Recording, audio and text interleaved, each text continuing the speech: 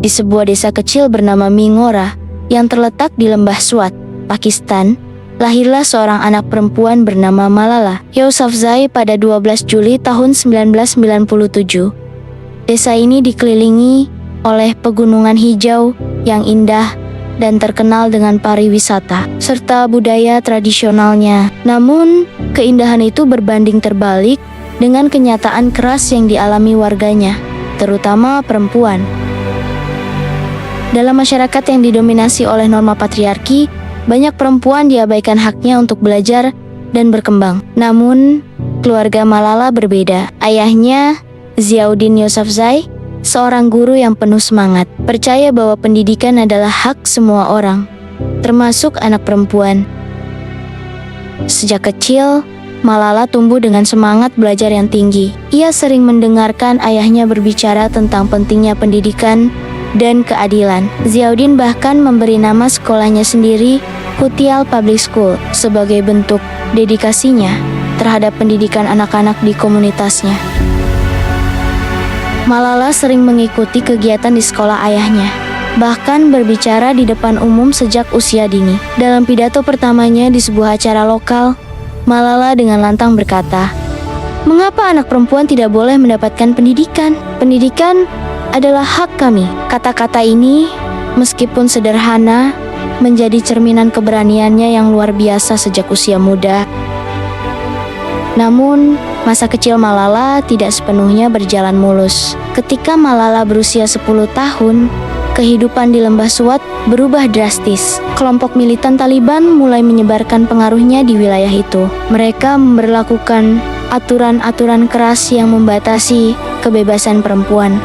Taliban melarang perempuan keluar rumah tanpa pendamping laki-laki, mengenakan pakaian yang mereka anggap tidak pantas, dan yang paling kejam, melarang anak perempuan bersekolah. Dalam waktu singkat, lebih dari 400 sekolah perempuan di lembah Swat dihancurkan. Perempuan yang berani melawan akan menghadapi ancaman serius Bokon Commission. Malala dan keluarganya hidup di bawah bayang-bayang ancaman ini. Namun, mereka tidak menyerah. Ayah Malala tetap membuka sekolahnya, meskipun Taliban mengawasi gerak-geriknya. Malala sendiri terus belajar dengan tekad yang kuat. Di tengah ancaman ini, ia mulai menulis blog anonim untuk BBC Urdu. Dalam tulisan-tulisannya, Malala menceritakan kehidupan sehari-hari di bawah kekuasaan Taliban. Ia menggambarkan ketakutannya, tetapi juga keberanian untuk tetap belajar. Salah satu tulisannya yang terkenal berbunyi, "Aku takut pergi ke sekolah, tetapi aku lebih takut kehilangan hakku untuk belajar." Tulisan Malala mulai menarik perhatian dunia internasional. Ancaman terhadap Malala semakin nyata ketika ia mulai dikenal secara internasional. Pada 9 Oktober tahun 2012, tragedi besar terjadi. Dalam perjalanan pulang dari sekolah, sebuah bus yang membawa Malala dan teman-temannya dihentikan oleh seorang pria bersenjata. Pria itu bertanya, "Siapa di antara kalian yang bernama Malala?" Ketika teman-temannya menunjuk ke arahnya, pria itu menembaknya di kepala dari jarak dekat. Peluru itu hampir merenggut nyawanya.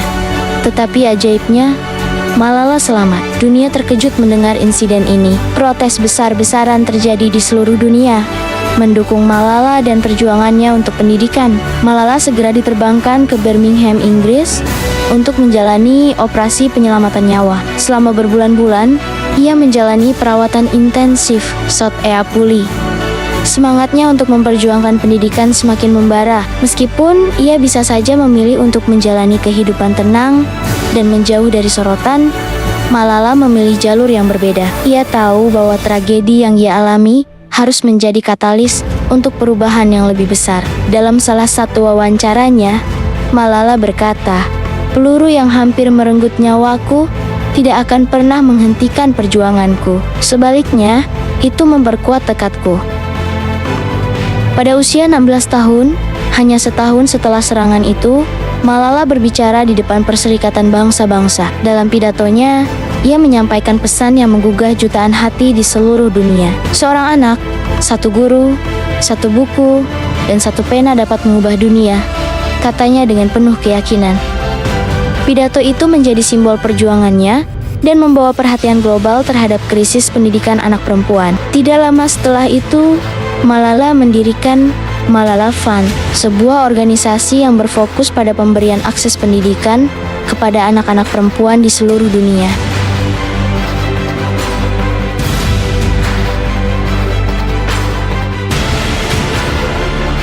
Malala tidak hanya berhenti di sana, ia mulai mengunjungi negara-negara yang menghadapi krisis pendidikan, seperti Suriah, Nigeria, dan Pakistan, untuk bertemu dengan anak-anak perempuan yang membutuhkan bantuan.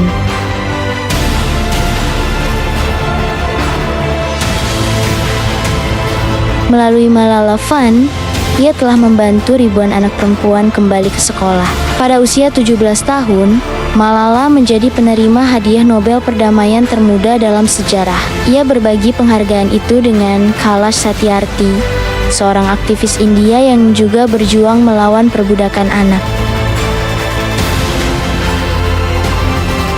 Kini, Malala tidak hanya menjadi simbol perjuangan pendidikan, tetapi juga suara untuk keadilan gender, perdamaian, dan hak asasi manusia. Ia terus berbicara di konferensi internasional, menulis buku, dan bekerja dengan para pemimpin dunia untuk memastikan bahwa tidak ada anak perempuan yang kehilangan hak mereka untuk belajar. Kisah Malala adalah bukti nyata bahwa keberanian seorang individu dapat mengubah dunia, dari seorang anak kecil di desa terpencil hingga tokoh global yang diakui. Malala menginspirasi jutaan orang untuk tidak pernah takut melawan ketidakadilan.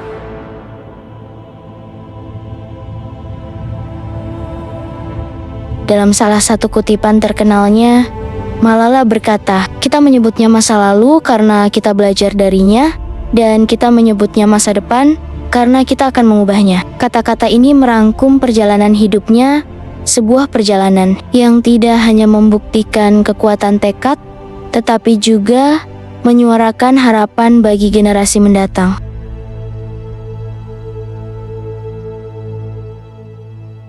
Malala Yousafzai adalah pengingat bahwa bahkan dalam kondisi paling sulit, satu suara yang berani dapat menggema ke seluruh dunia.